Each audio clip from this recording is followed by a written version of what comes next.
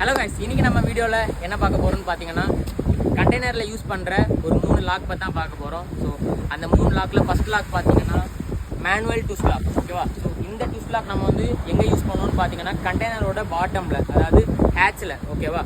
So இதோட process வந்து use பண்ணுறது எப்படின்னா, ஸோ ரைட் சைடு வச்சிங்கன்னா ஓப்பன், லெஃப்ட் சைடு தள்ளிங்கன்னா வந்து லாக் ஆகிடும், கண்டெய்னர் வராது. ஓகேவா? ஸோ இது வந்து சிம்பிளான லாக் தான், மேனுவல் டுஸ் லாக். ஸோ நம்ம நெக்ஸ்ட் நம்ம பார்க்க போகிறது வந்து ஆட்டோ டுஸ் லாக்.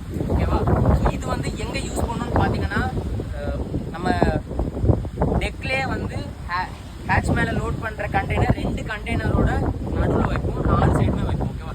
ஸோ வந்து லோட் பண்ணுற டைமு மேலே வைப்போம். ஓகேவா? ஸோ லோட் மேலே வச்சுட்டு மேலே கண்டெய்னர் லோட் பண்ணிவிட்டு எடுத்து விட்டுருவாங்க, லாக் ஆகிடும். நெக்ஸ்ட் வந்து கண்டெய்னர் வந்து டிஸ்சார்ஜ் பண்ணுற டைம் வந்து அதை எடுத்து இப்படி கீழே வச்சுப்பாங்க. ஸோ அப்படியே கண்டெய்னர் வந்து கொண்டு போயிடுவாங்க. ஸோ மூணாவதாக நம்ம பார்க்க போகிறது வந்து stacking cone. So stacking cone வந்து எங்கே யூஸ் பண்ணுவாங்கன்னு பார்த்தீங்கன்னா கார்கோ ஹோல்டு உள்ள. ஓகேவா? ஸோ இது வந்து எங்கெல்லாம் வந்து யூஸ் பண்ணுவாங்கன்னா 2 கார்னரில் மட்டும்தான் வைப்பாங்க. ஸோ நம்ம கண்டெய்னரோட அந்த பாட்டம் எட்ஜ் வந்து டேமேஜ்